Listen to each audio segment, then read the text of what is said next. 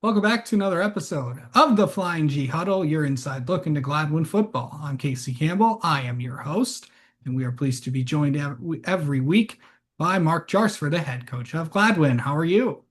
Doing good, Casey. How are you? Doing well. So let's talk about another big win over Standish Sterling. So why don't you go into the game? Yeah, so we got it started quite quickly. We won the toss, deferred the choice to the second half, and so that put Standish on offense first. Our defense kind of held firm and forced a punt, and then Bronson Bigham took the punt 70 yards. For a touchdown to open up scoring for us. So, you couldn't ask for a better start than that. We kicked off to them again, got another stop. And then we were on offense, obviously, for the first time at that point. I marched it down the field, and Preston Willert took it around the left edge and into the end zone for a 3-yard score. We had some trouble with the snap on that one, and MJ McDonald was able to pick it up and get in on a 2-point conversion that was unintentional, but still good to see. And that put the score to 15-0 to end the first quarter. We were able to get on the board two more times in the second quarter. Both of them were Finninger scores. I believe one passing and one rushing, and then that bumped the score out to 29-0, I believe. And so we had one more opportunity in there. Where we were executing a 2-minute offense and trying to get another score before the half, but turned it over on downs down in the red zone. And so that was kind of the low spot of that first half for us. In the second half, came out and I think Standish made us go like 3-and-out or something like that. We punted. Defense stood up again. Defense was excellent all night.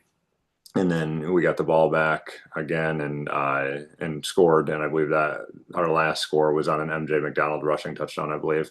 And that bumped the score up to 35-0, where it stayed for the rest of the night. And that's a good win for us. We played a lot of guys in a lot of different spots. And it's good to get in that kind of game every once in a while. We haven't been as fortunate so far this year as we've been in the past, to where we've had some big margins of victory, to where we've been able to play and roll through a lot of guys and build some depth and do things like that. And so that was a great benefit for this week for us. And then obviously, stacking 2 wins together and getting ourselves to 2-3 is one step closer towards still the goal that we have of getting into the playoffs. Absolutely. So probably a lot of nominees for MVPs this week. So why don't you go decide them now? Yeah, certainly there were a lot of options with as many guys that we had in the game playing. We played four different guys at quarterback, and everybody was able to do good things with their snaps there. But still, I thought Colton Finninger as an offensive MVP made the most sense. He had 11 carries for 97 yards and a touchdown. He's 5 of 11 passing for 62 pass yards and a touchdown. And so, no turnovers, really solid performance. And he's done a good job lately of stacking, good performances together. And obviously, that's no coincidence that, we've been pretty successful when he does that. And so he's our offensive MVP. Defensively, the MVP is Jackson McKinnon. He's somebody that starts at defensive end for us, but we had him play a decent amount of inside linebacker this last week. Led the team in tackles with 8. And so just showing, how versatile he is. The last 3 years, he took reps at inside linebacker for us, and we were bringing two really good ones back with Talon Goodwin and Preston Willard, and wanted to find a way to get Jackson on the field, so we bumped him down to the defensive line, and then trying to build some depth and whatnot. gave with the scoring situation being what it was, tried to give him some more reps there, and he was really good. And like I said, led us in tackles. So Jackson McKinnon is our defensive MVP, and then our special teams MVP.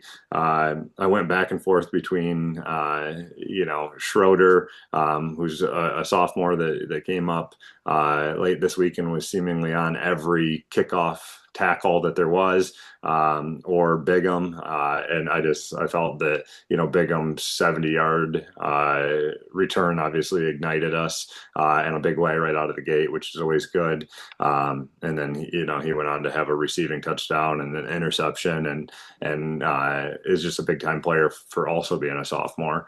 And so, Bronson Bigham has got to be our special teams MVP. All right. Let's get an update on how the JV team did this week. Yeah, the JV team went up to Standish and was victorious. I think the score was something like 26-14, somewhere in that vicinity, and did the same thing. They're starting to put some good plays together and good drives and good defense. And obviously, this is, I think, their first win of the year, and so quite rewarding, for those guys to be putting in all the work and stuff that it takes to be successful over the last few weeks, and then finally getting payoff this week. And so they're churning right along and developing guys and doing their thing. So good week for them. All right. Let's talk about the middle school programs. How did they do this week? Yeah, the middle school program had the doubleheader, and we hosted that in Gladwin against Mount Pleasant. Our seventh grade had a pretty sizable victory, if I understand it correctly, and so that moves them to 3-0. And then our eighth grade team was on the short end of things. Battled late into the game with that and never really showed any quit. But their record dropped to 1-2. But like we said, that's a developmental program as well. Both of those teams are doing really well. Against bigger size opponents, obviously, like the Mount Pleasant schools, Bay Cities, Midlands, that kind of stuff. Like they have strong, high level football there, and our guys are doing a good job of holding their own. And so, there's no question that experience and whatnot will pay dividends as those groups continue to improve and work their way into high school football. All right. And by the way, the other two games in the Jack Pine D1 conference.